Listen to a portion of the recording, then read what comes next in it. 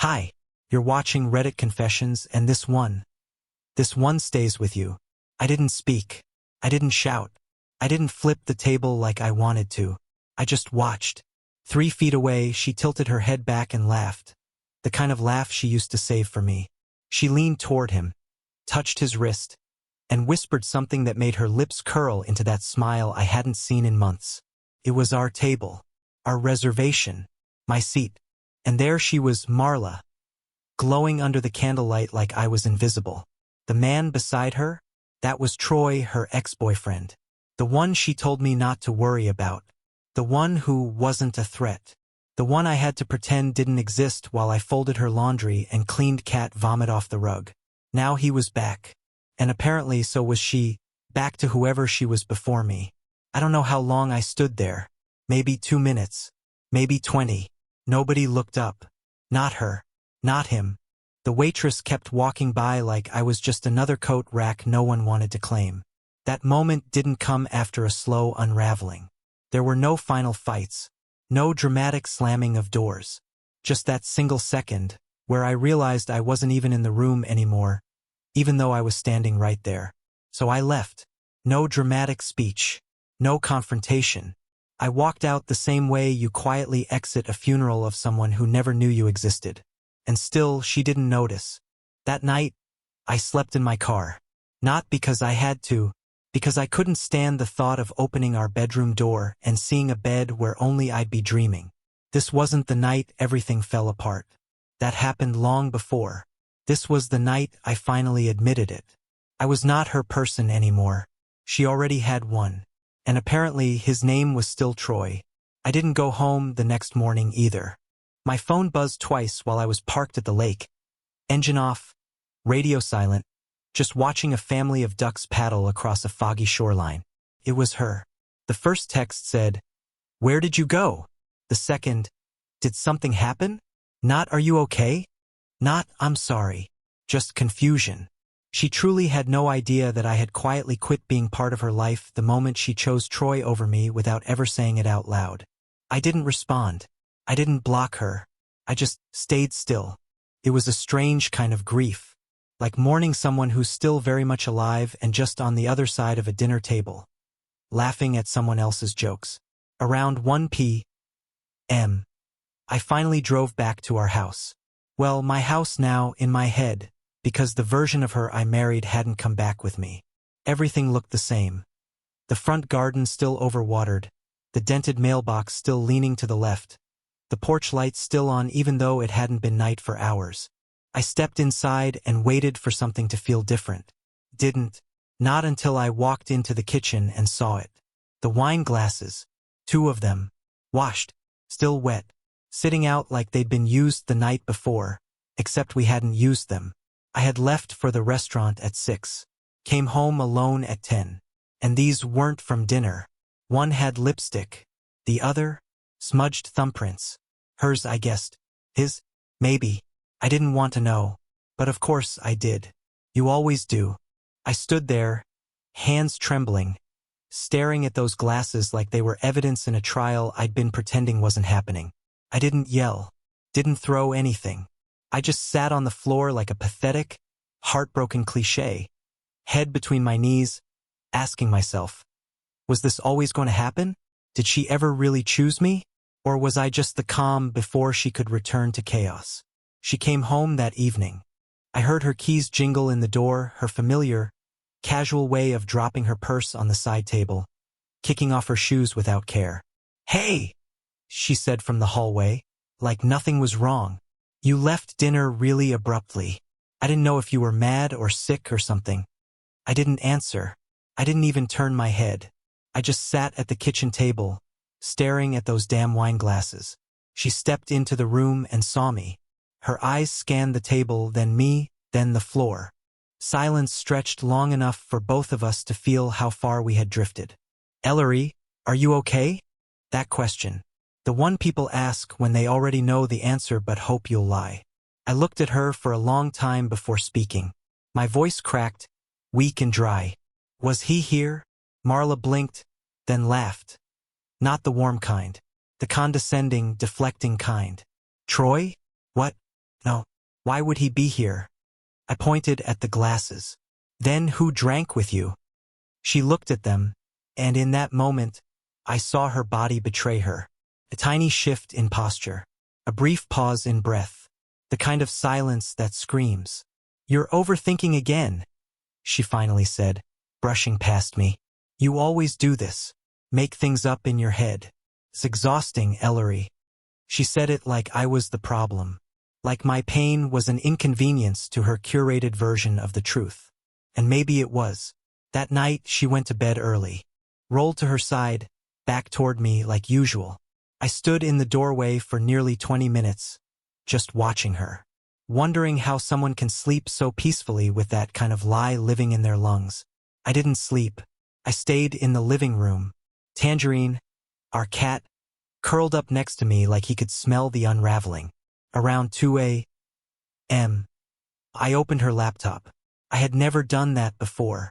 I wasn't the snooping type, but that night something snapped. There was a folder on the desktop named Event Contracts. Innocent enough. Except when I clicked, half the files were empty. One had a name, Troy_event_NOV, PDF. But it wasn't a contract. It was a hotel booking. 2 nights. Downtown. 1 queen bed.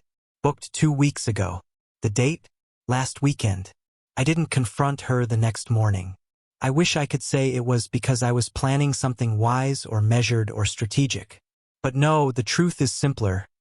I didn't know how. What do you say when the betrayal is no longer a suspicion, but a documented PDF with timestamps and a guest name that isn't yours? It wasn't just the hotel booking. It was the way it was labeled, so neat, so specific. Troy_event_NOV. That wasn't a slip-up. That was organization. That was premeditated. She came into the kitchen wearing the robe I bought her last Christmas. She looked at me like nothing had happened, poured coffee, hummed a tune she probably picked up from a TikTok, and asked if I needed anything from the store. I nodded slowly. I don't even remember if I spoke. My brain was underwater, my heart wrapped in static. She was playing house with me while secretly staying in hotel rooms with someone else. The kicker? She left her laptop open. Right there. On the kitchen counter. Not even password protected.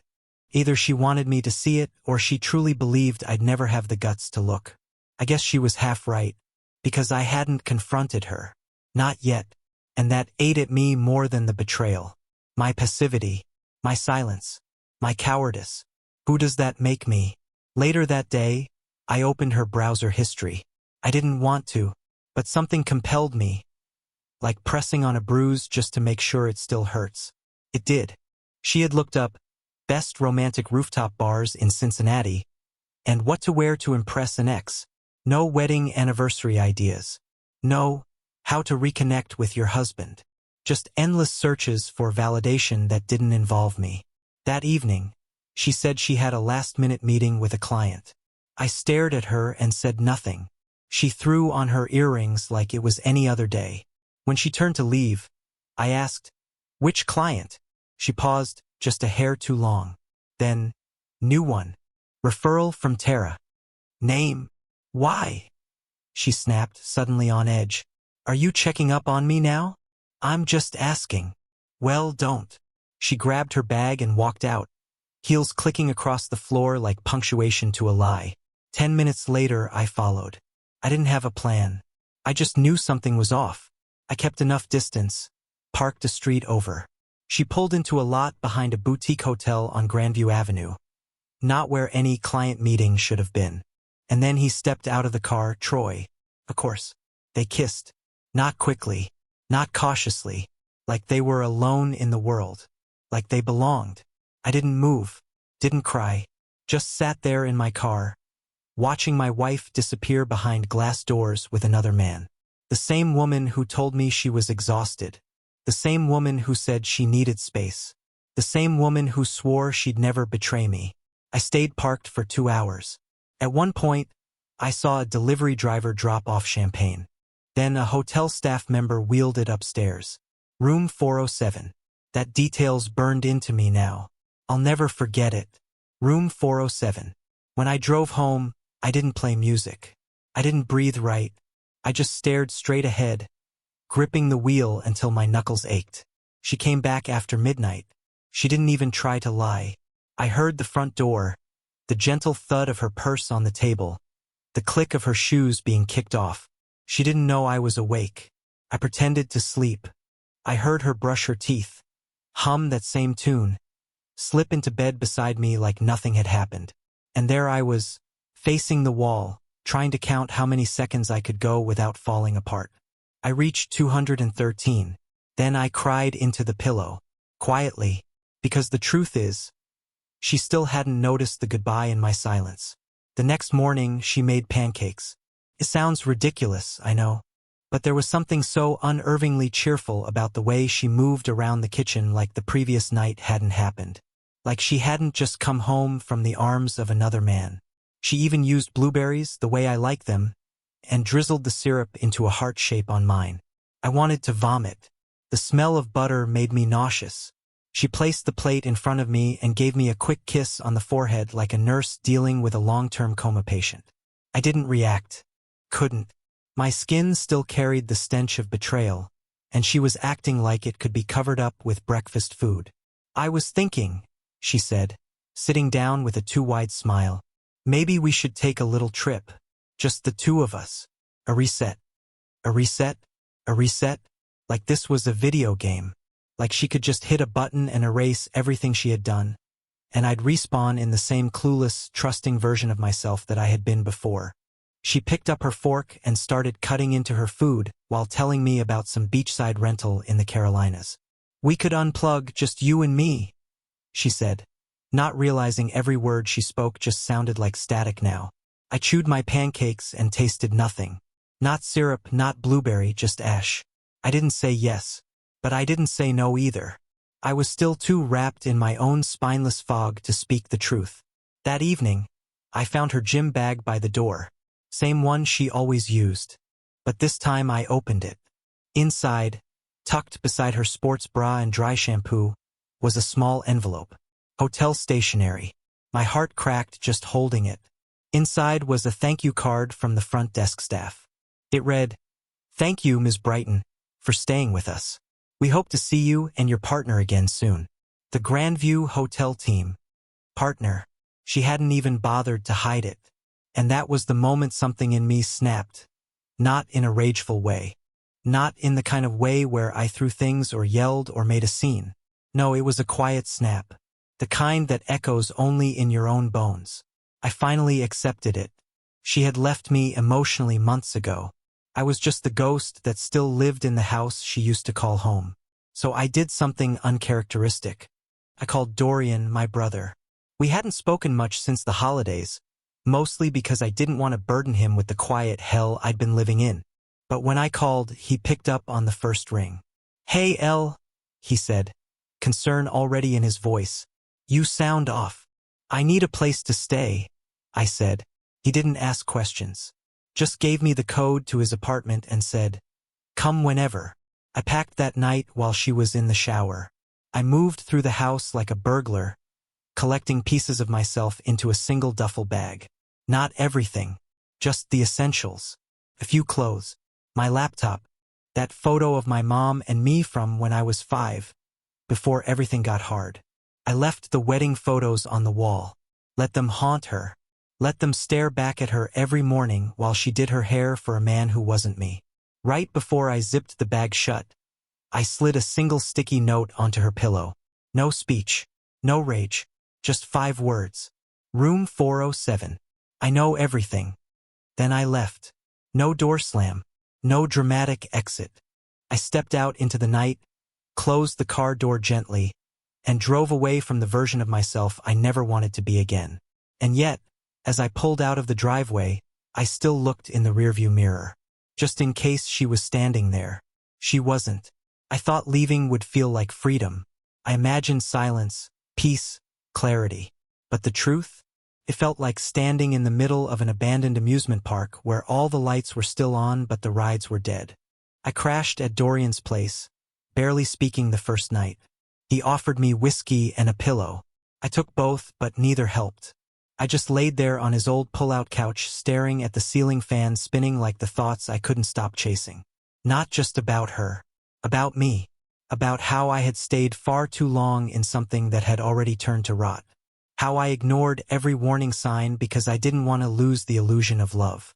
The next morning, my phone had 5 missed calls. 3 from her. 2 from an unknown number. Likely her using a different line once she realized I wasn't answering. She didn't leave a voicemail. She knew better than to leave a trail. But then came the text. Just one. Come home. Please. We can talk. No apology. No confession. Just a command dressed in a whisper. It made me sick. I didn't reply. I spent the day walking the streets of the city like a ghost, blending into crowds, letting the noise drown out my brain. At some point, I ended up at a bookstore. It was quiet, warm. A child was reading aloud to his father in the corner, mispronouncing words, and the father just kept smiling like he was listening to poetry. I almost cried at the sound of it. I realized in that moment how foreign love had become to me. Real love. The kind that waits, listens, stays. Around 4 p.m. My phone buzzed again. Another text. This time longer. I saw your note. I messed up. I know I did. Panicked. I didn't mean for things to go this far. I never stopped loving you. Please, Ellery, just come home and talk to me. I stared at the screen for a long time. Not because I believed her, but because I wanted to believe her. That was the scariest part of all of this. That despite everything, there was a small, stubborn, pathetic part of me that still held out a sliver of hope that the woman I loved was still buried somewhere inside the stranger who slept beside me for the past year. That night, I didn't sleep. I scrolled through old photos on my phone. Us at the lake, 3 summers ago. Her hair tangled from the wind. Her eyes so alive. Us at her sister's wedding.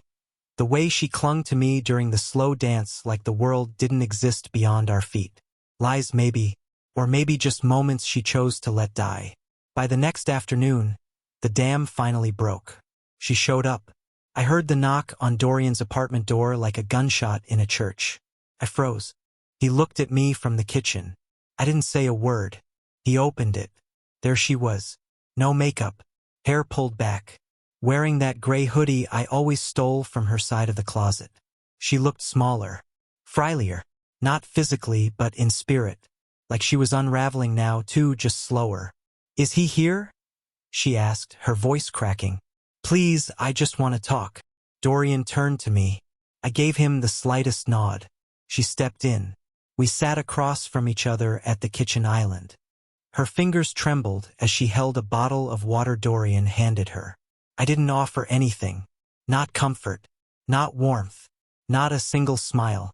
She looked at me, really looked at me, and for once, didn't try to fill the silence. I was lonely, she finally said. And I didn't know how to tell you. You stopped looking at me like you used to. I felt invisible. I almost laughed. You felt invisible? I repeated, my voice sharp. That's rich. I'm not excusing what I did. She rushed, trying to patch the wound with words. I needed something. I didn't plan on him. I swear. Room 407 wasn't a plan? I asked, pulling out my phone and sliding the hotel confirmation across the counter. Or the champagne. Or the thank you card in your gym bag. She blinked, caught. No clever comeback. No fake tears yet. Just shame. I made a mistake, she whispered. No, I replied. You made a choice. That line stuck in the air like smoke. She dropped her head into her hands, finally letting herself cry. Loud, heavy sobs. The kind that echo. But I didn't flinch. I just sat there, hands folded, watching the ruins of our marriage collapse in front of me. And for the first time in weeks, I didn't feel small. I felt clear. But clarity doesn't equal closure. Not yet, because what she said next changed everything. I'm late. She said it quietly, almost like she didn't want the words to exist once they left her mouth. But they did. They floated between us, heavy and cruel. I stared at her, trying to figure out what she meant, because there was no way she meant that. She saw the confusion on my face and repeated it. slower this time, like a confession being dragged out of a guilty soul. Ellery, I'm late. As in, I might be pregnant. The air disappeared from the room. Not the dramatic kind of gasping silence. No, this was worse. It was stillness. That kind of terrifying pause before your world shifts and you're not sure whether you're about to cry, collapse, or explode. I leaned back in the chair, trying to absorb what she just said. You might be pregnant, I echoed flatly. And is there a chance it's mine? Or are we both smart enough not to lie to each other anymore? She flinched like I'd slapped her. I don't know, she whispered, her hands trembling again. I just found out this morning. I wasn't going to tell you today. Not like this. But then I saw your note and everything just spiraled in. Answer the question, I said, my voice low and unfamiliar. Is there a chance it's mine? She hesitated. And that hesitation said everything. I stood up. The chair scraped loudly against the tile, making her jump. I didn't yell. I didn't break anything. But inside, I felt something vital snap loose. This wasn't betrayal anymore. This was demolition. And I was standing in the wreckage of a life I had spent years building brick by brick with someone who apparently never planned to stay inside it. I never meant for this to happen, she said, wiping tears from her cheeks with her sleeve. Troy and I, it was stupid. It wasn't supposed to mean anything. I didn't even think I could get pregnant anymore. I was off the pill for health reasons and you didn't even tell me that. I cut in. You made that decision without me, like everything else. I saw something in her face shift.